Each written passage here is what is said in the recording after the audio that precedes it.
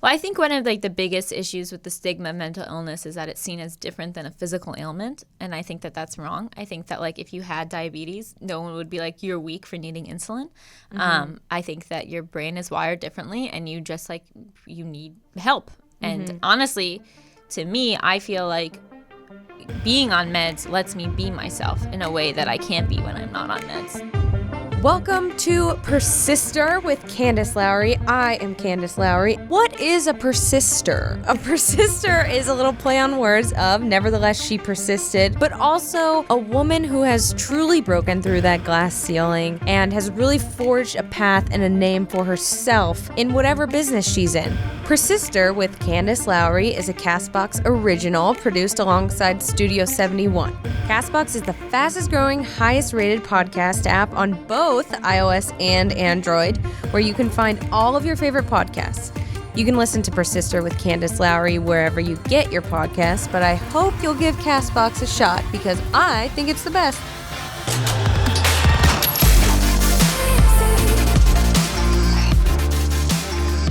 Hello, everybody. Welcome back to Persister with Candace Lowry. I am Candace Lowry, and today I'm so excited to have Allison Raskin with me today, and her little dog, Sugar, who's hiding under the table. Much closer to you. Yeah. Which I find offensive. You know, I have a new friend, and so, but let's see. Let's just go down the docket here. New York Times bestseller, right? Yes. Okay.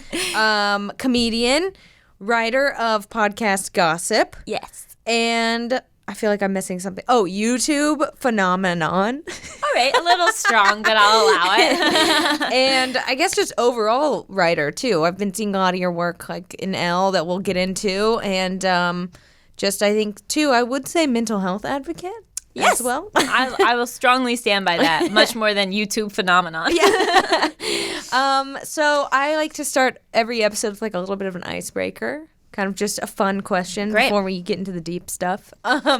You are a Desperate Housewives fan. Yes, huge. Okay, I've never seen the show. Wow. I'm looking for a new show.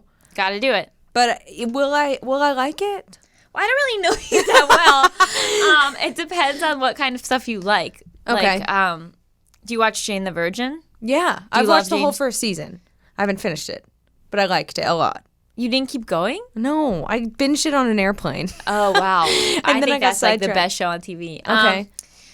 Yeah, I mean, I would definitely give it a go. Okay. I think it's great. I also really like his other show, Devious Maids. Oh, I remember when that came out, Lifetime, right? Yeah, it's incredible. Okay. All my favorite shows are from Lifetime.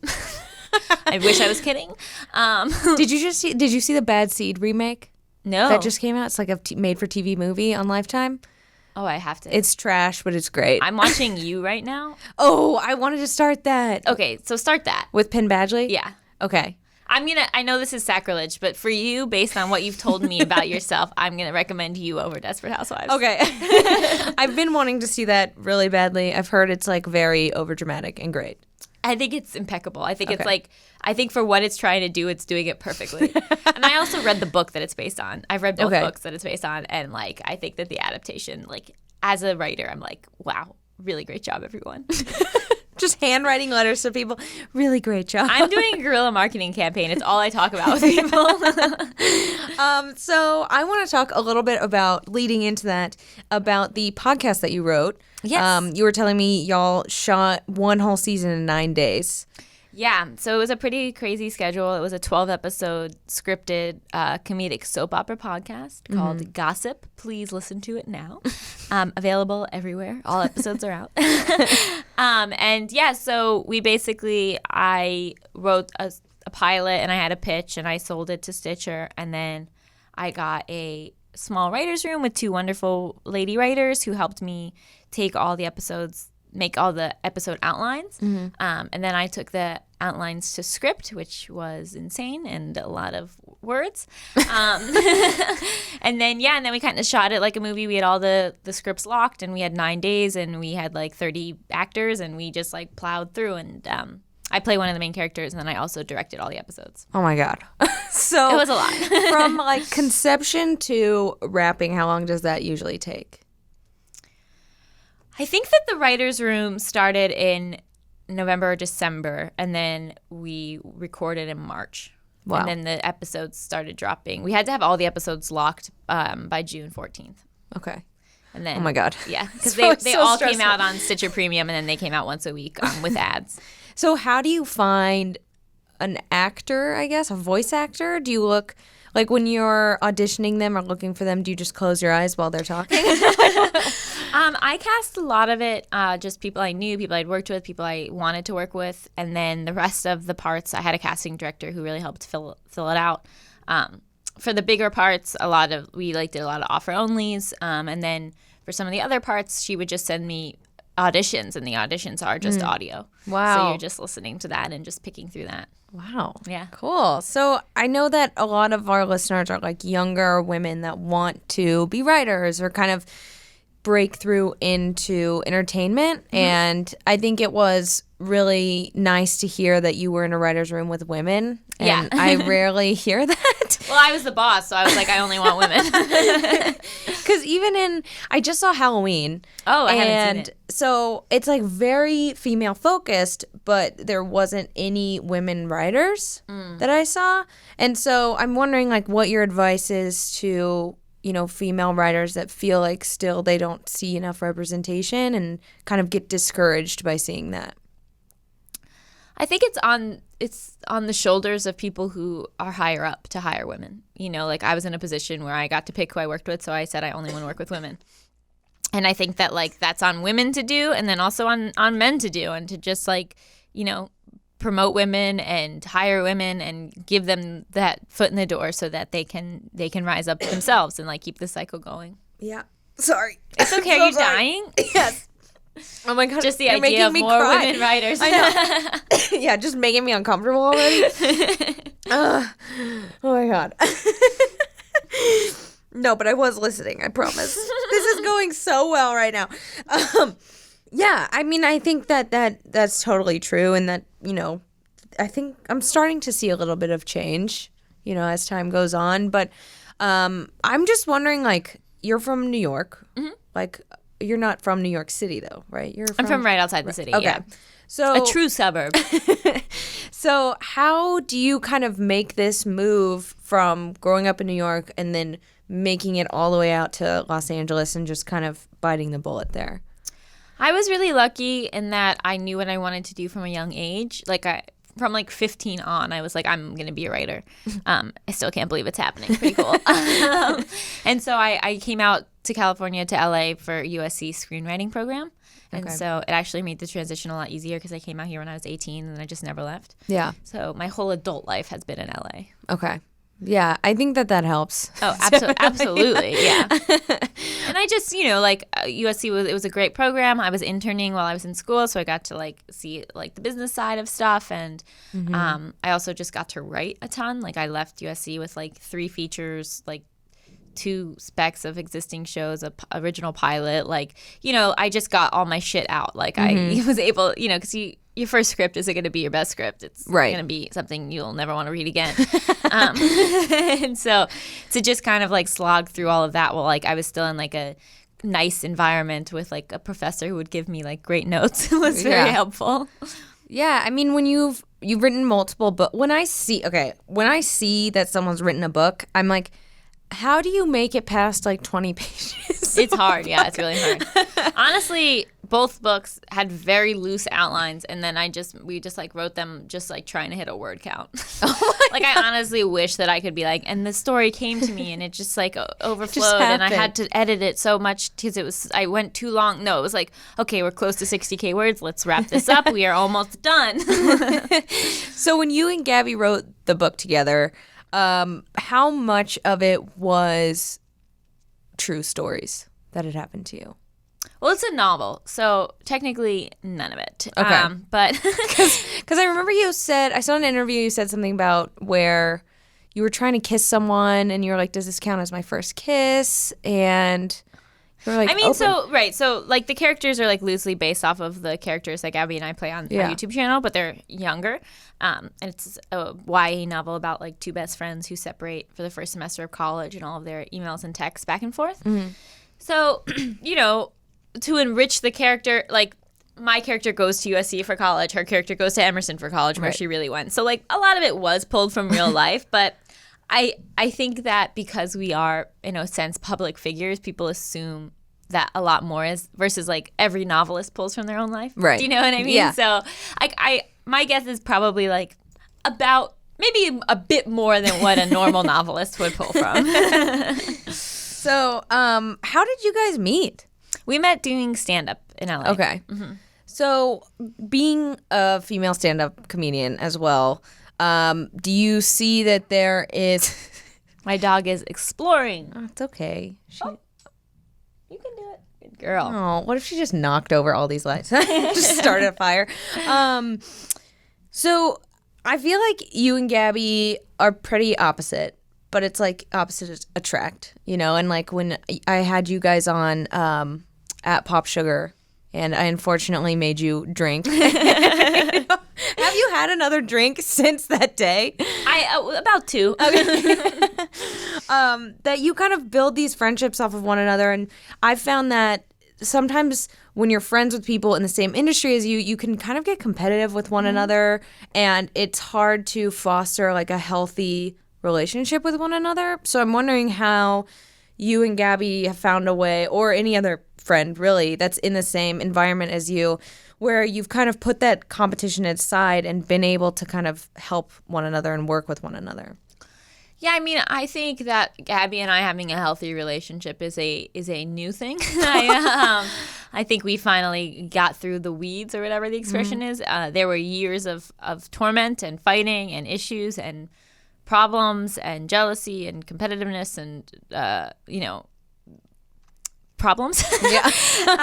And I spent many an hour in therapy talking about it. And I think that a lot of it is just like having to grow up and mature. And like, I think as that happens, you lose a lot of your jealousy and you lose a lot of your competitiveness. And then I also think that really defining what our roles were in the partnership was very important, and that we bring different things to the table, and that it doesn't need to appear to the world like it's a 50-50 split on everything.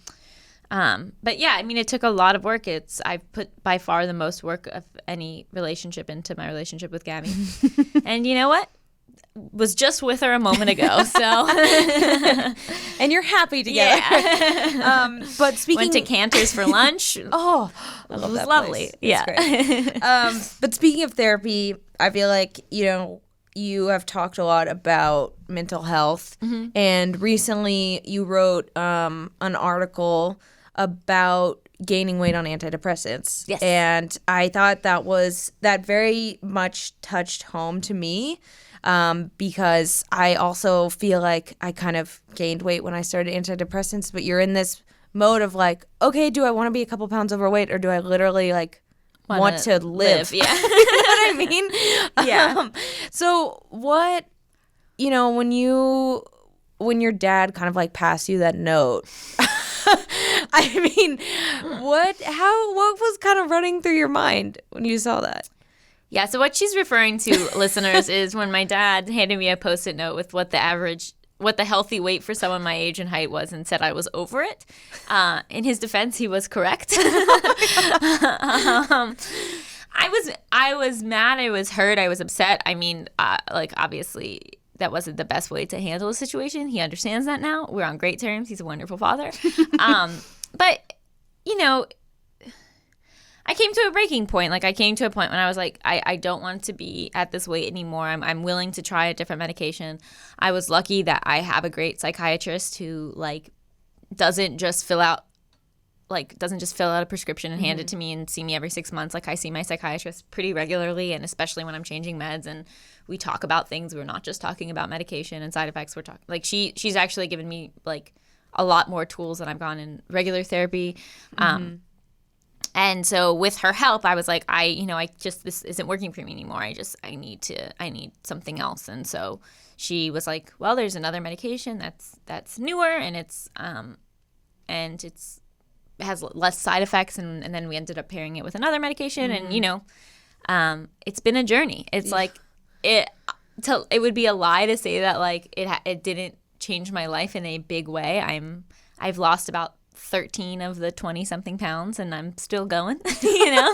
Still chugging along. Yeah, still thinking about my weight in a way I've never really had to in other times in my life. But it was worth it because I was in a horrible place, and the Zoloft got me out of that place, and it like gave me my life back, and it also gave me a life I'd never had before because I'd been on meds on and off my whole life, but I'd never had done the mental work that you need to pair with the meds.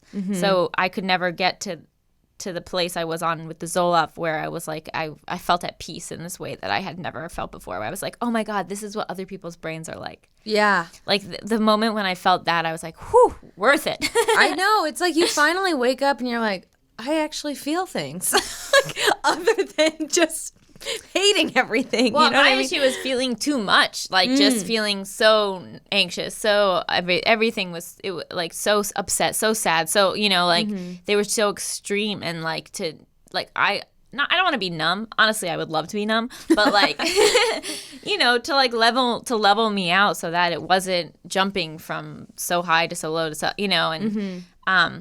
and on these new combos, I think it's doing the exact same work that the Zoloft was. Like I don't see a significant difference. Yeah, and I know like when I volunteer for the suicide hotline, and when I'm talking to people and they want to make this initial step to go see a psychiatrist, to even talk about medication, right? It's always like, I mean, like that was the hardest part for me too, where I was like, it's almost like I was seeing myself as weak to have to get the medication. So, what would you say to someone who, that it's okay to go and seek out help and, start being on medication and explore that option? Well, I think one of like the biggest issues with the stigma of mental illness is that it's seen as different than a physical ailment, and I think that that's wrong. I think that like if you had diabetes, no one would be like, you're weak for needing insulin. I think that your brain is wired differently, and you just like you need help. And honestly, to me, I feel like being on meds lets me be myself in a way that I can't be when I'm not on meds. Like I think a lot of people are worried about like losing their personality, and again, like all those stories and those horror stories, that's because someone's on the wrong medication.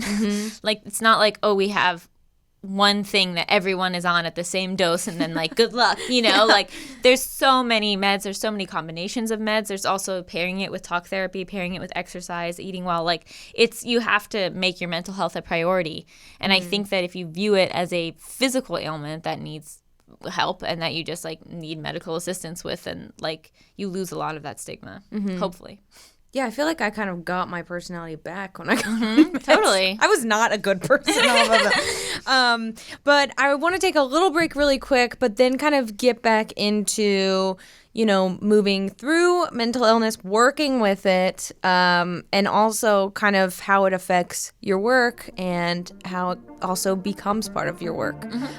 So we'll be right back. Let's talk about LinkedIn Marketing Solutions. It is the de facto environment for B2B marketers and advertisers to drive brand awareness, generate leads, and build long-term, purposeful relationships that result in real business impact. It's all about marketing to who matters. Advertising on LinkedIn's network of more than 575 million members is precise and powerful, with the ability to effectively target the right message to the right people while they're in a professional mindset, resulting in higher quality leads, more website traffic, and higher brand awareness. When it comes to marketing your business, it's all about reaching the right audience at the right time. And I will say that every job and every step that I've made in my career has come from LinkedIn, whether it's from me applying to a job or being contacted by a recruiter. LinkedIn has seriously been a godsend to me for my career, and LinkedIn can help you too. When you advertise on LinkedIn, the world's largest professional network, you have the opportunity to build long-term relationships with your customers. Relationships that often translate into high-quality leads, website traffic, and higher brand awareness. The first step is talking to the right audience. With a community of over 575 million professionals on LinkedIn, you have access to a diverse group of people searching for the things they need to grow professionally. LinkedIn has the marketing tools to help you target your customers with precision, down to their job title, company name, and industry. Because better targeting equals a message your customers care about, which in turn leads to more trust built with your customers. In fact, 4 out of 5 customers who are on LinkedIn are decision makers at their companies.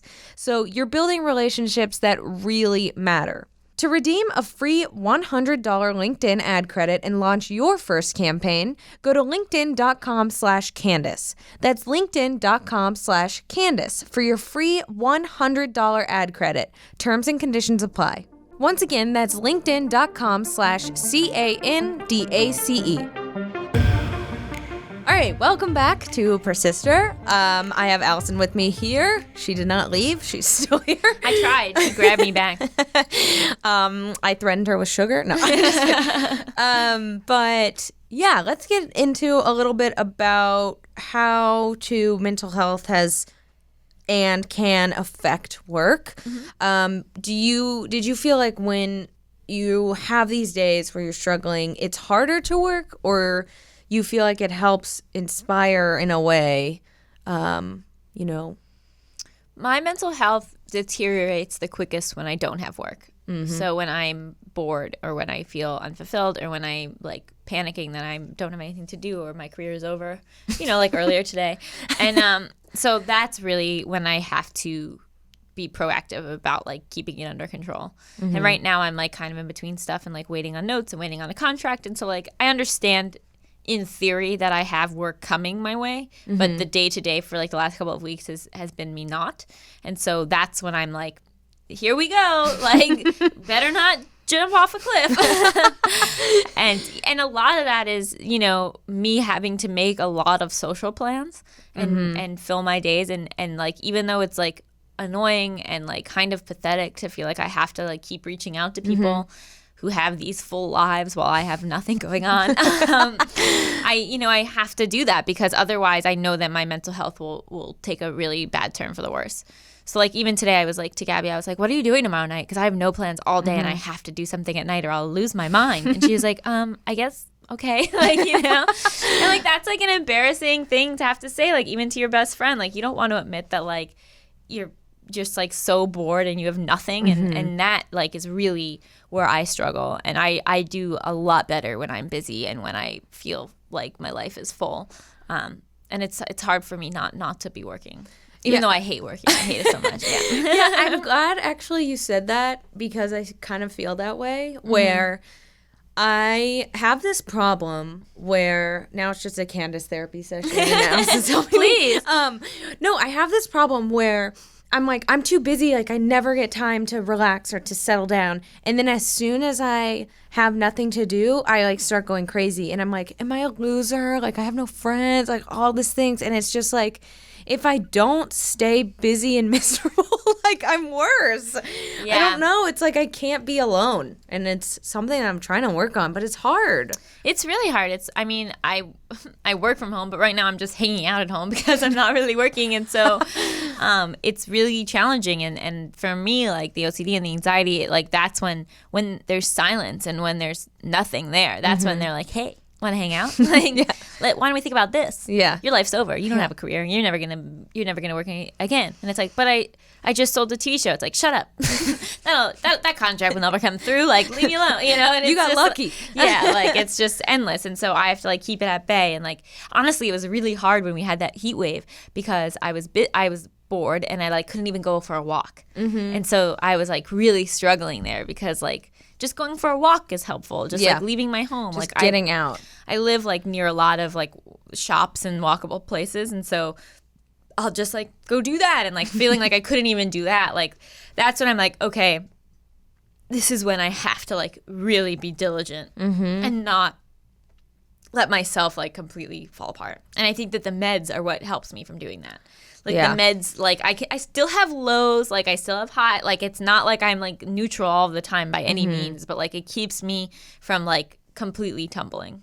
Yeah, I definitely feel that as well. And I'm just like, and it's almost like you find a weird comfort in falling back into that low. Like when I'm at that low, oh my God, it's like, I hate it. I get this weird like, just stay just stay in your bed. Like, don't leave. It's fine. And then I'm like comforted by being depressed. It's weird. No, yeah, I get that. And I think that I do have symptoms of depression, but for me, I dread the anxiety much more than the depression. Because the anxiety is panic, and like it's uncomfortable, and it's physically uncomfortable, and it's like all consuming. You get hot. Yeah, sweaty. Actually, I'm very sweaty, but that's because of the meds. So that's my new side effect.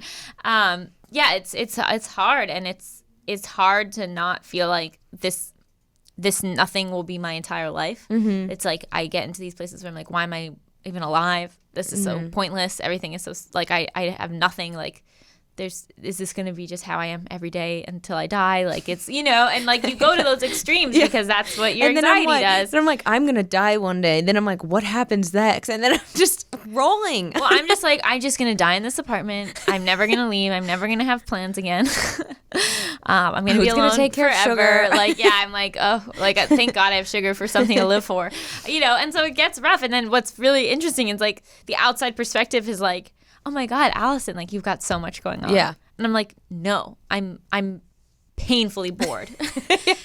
Yeah, I mean, I think it says something too with people who have careers, a lot of my friends in entertainment, where it's kind of like they don't have a steady, like, full-time job. And there's something great about that, but then there's something really scary about that sometimes, because you can find yourself almost like riding emotionally on how many views you have that day, or like how many jobs you're having. And so how do you kind of maintain this just kind of level-headedness on those slower times? I'd love to say that I always do. No. It's a journey. I mean, I've gotten better at it. I've gotten a thicker skin. I've tried to look like bigger picture. I think a lot of my OCD makes me feel very, very guilty if I'm not working. And so a really huge part of my process was learning that it was okay to not always be working. So like me being able to like take these couple of weeks off where I haven't been writing anything or really working on anything, I could not have done a couple years ago. Like I would have just like started a new project or like forced myself to work on something, even though like objectively I don't need to, because I have projects that are going to be coming my way soon. I just not today. Right. And so, like, learning to be okay with that and not to hate myself for that, not to feel like a piece of shit and then I was lazy and then I, like, contribute nothing to society, like, honestly, like, learning to be okay with, like, being bored was, like, a huge journey that I'm still figuring out. Yeah. Now I can get away with not working and not feeling guilty. It's more just, like, how do I keep the anxiety at bay when I'm bored? And so that's, like, the next step. Yeah, and on the opposite side of things, when there are times, I think, where it's very easy to get overwhelmed, where you kind of can take on too many things. And so how would you tell people to handle, like, you've kind of gotten in too deep and you have so many things going on? Because I feel like I'm kind of a yes person, where I'll just say yes to things, and then I'm like, holy shit, like I have so much going on, I don't know what to do. And then the anxiety comes back in the middle of the night. And so it's just kind of like, how do you keep all of those things in check? Like, you have a book, but you're also writing a screenplay. But yeah, at the beginning of this year, I had to write my podcast, write a book, and write a movie. And I was like, woohoo, here we go. And now I'm like, oh, those were the days. I think you schedule it and you work on one project at a time. When you're working on that project, you're working on that project, and you just like make your schedule work. And like, I was lucky enough that the notes on the movie kind of like took a while, so then I could finish up the book. And then once the note, and like in this industry, like people aren't getting back to you right away, so you can kind of stagger your projects to like get this off so that you can work on something else while you're waiting to hear back about that first thing, and like kind of just be a little strategic with it in that way. Right. Then you also just like prioritize, and you're like, what has the actual deadline, what's deadline is looser, and then you just like sit down and do the work. I'm not a big fan of like thinking that time means talent. Like I don't think that things need to take forever for them to be good.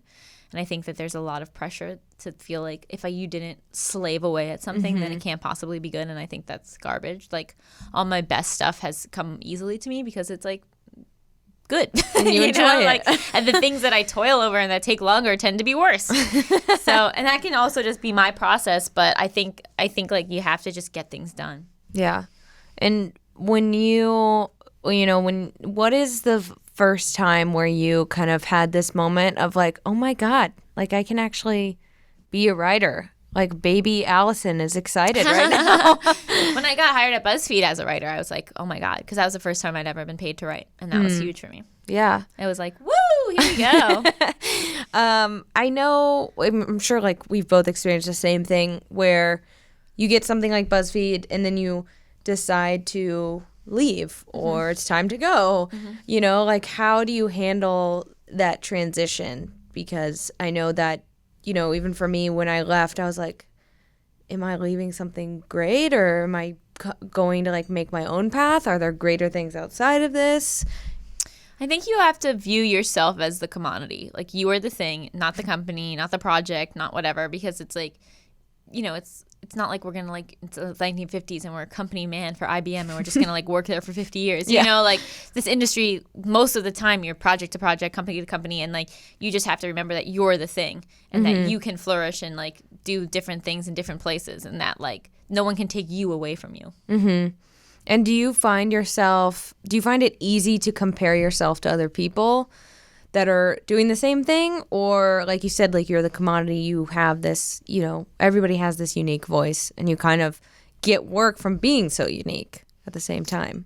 I think I compare myself less to other people. I've definitely taken a step back from social media and like I don't like my numbers on Instagram are like plummeting and that really upset me for a while and then I was like I can't control this you know and like honestly the fact that the numbers are going down makes me feel like I don't need to post as much. I don't need to care as much about it. Like it's not as I'm working more in the traditional sense of the industry and being hired for like long form projects as a writer versus like just selling stuff because like I have a following, like that stuff matters less to me, so that's like definitely made me less competitive. I definitely see that. For not like I see your numbers but like I've experienced this the same thing and it's almost like wow, like I was offended at first but then at the same time I'm like why am I using this to make my self-worth? And it was kind of a wake-up call to be like oh my God, like I'm putting my worth in the amount of followers I have. Yeah. And it's like a kind of scary. dangerous path, yeah. Yeah. And then I was like, what can I do to like make myself bigger? And I'm like, this is not good. Yeah. Like, I'm not being good to myself right now. No, even just thinking about this right now is stressing me Oh my out. God. I know. I'm like, I don't want to even. And it's hard, like with the channel too, like way less views, losing subscribers. And it's like, it's hard to stay motivated to create content when that's what's happening. But at the same time, it's like, wow, this is what gave me my career. Like, I feel like I got to keep going, like, you know, and it's kind of about finding a balance. And also that like how you feel one month isn't how you're going to feel the next month. So like, right. Because I was really busy, we took some months off of the channel. And then now I'm like less busy, so we're like doing more videos. You know, like it doesn't, I think I felt like everything had to be very rigid before and like stay the same week to week. And I don't feel that much anymore. Yeah, definitely. And there is this pressure sometimes of like, you need to be posting like so many times, X, Y, and Z, like every time a week. And it's just like, it makes me go freaking crazy, you know? But in terms of working in the traditional sense of, you know, being able to write and just kind of do what you enjoy. You know? I hate writing, but yeah. What? I thought you wanted to be a writer though. I do, but I hate it. It's the worst. Like what's like just boring or yeah, it's just it upsets you? If you meet a writer who says they like writing, I think they're lying or they're a bad writer. Like it's a horrible profession. I wouldn't wish it on anyone. Like the days when I went home to like take care of my mom because she had like knee replacement surgery and she was like, oh, I'm so sorry you're stuck in the house, are you taking care of me? And I was like, honestly, any day I'm not writing, what a wonderful day. Like this is a breeze. What is your favorite thing that you've ever written? My favorite thing I've ever written is probably the script I went out with this year that didn't sell. So that was pretty devastating. But it always is those things. Yeah, though. And like I was really like, ooh, this is the best thing. This is gonna be it. And I like had showrunners attached, and we took it everywhere. And every place was like, no thanks. So for people that want to be writers or don't really know the process, what is the process of you have this great script and you want to sell it and you want to shop it? What do you do? Well, you need reps. So I have reps and my manager is excellent. And so he was like, I think we should attach showrunners. And so then he sent the script to some showrunners and this pair who are great. They responded, and I met with them, and I love them, and they came on board. And then I did a rewrite under their guidance, and also through the guidance of this other company that didn't attach to the project. They were like, but this is better. We still don't want it. And then my manager set up meetings like at pretty much at every network, and we went in and I would pitch the show, and then they'd say cool, and then they'd later call my manager and say no thanks. Oh But my God. sometimes they call and say yes, but that's much more rare. Oh my God. So when someone says yes, they buy it or they take it, is there a possibility that it still won't get made? Oh, I've sold 4 TV shows, and there's the hope that one will still get made, but 3 of them never got made. One of them went to pilot, and then the other 2 never even went to pilot. Okay, so now I'm just like being a nerd. Like, Yeah. I'm probably like, this girl's an idiot. But No. So it sells, and then they don't make it, so they keep it forever, or can you like take it back? It depends on the company and like what the deal is, and also if they're going to be mean or not. You know, one show we sold to FX, when they passed, they were like really cool, and they were like, you can go out with it other places. It's just not for us. So we went out with it other places, and guess what? It wasn't for anyone else either. Oh my God. Writing sounds so hard. Oh my God.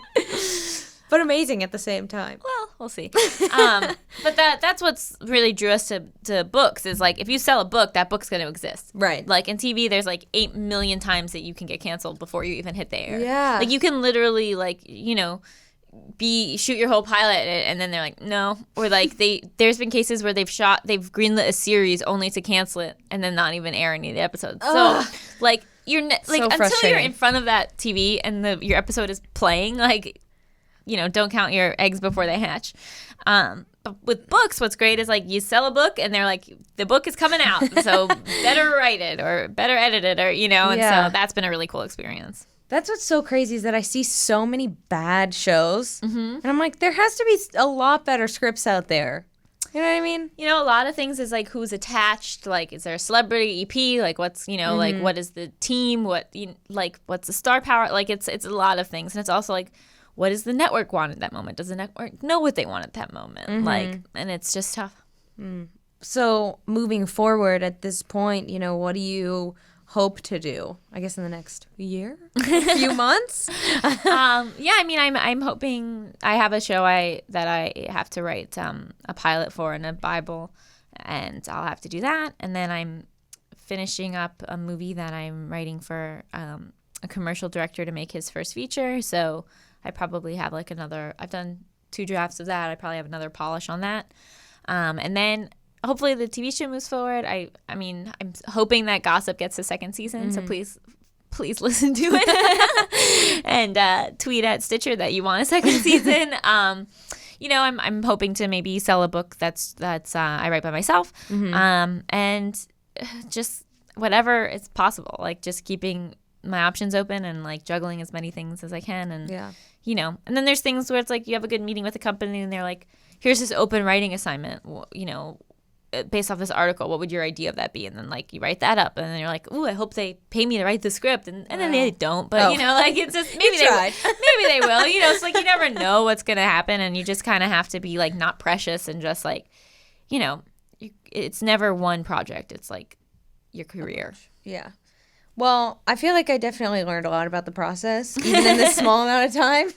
I feel like you should just go touring to colleges and be like, this is the real world. Yeah. It's a nightmare. And honestly, it's going pretty well for me, and it's still miserable. But thank you so much for coming on. Thank you for bringing in your little pup. I'm glad that I could see her. So you can find Gossip on Apple, anywhere you get podcasts. Yeah, anywhere you listen to podcasts. And where can we find you? I'm at Allison Raskin on Twitter and Instagram. And then my novel is called I Hate Everyone But You. And the channel is called Just Between Us. Perfect. All right. Thank you so much. Thank you. And I guess I'll see you guys next time. Goodbye.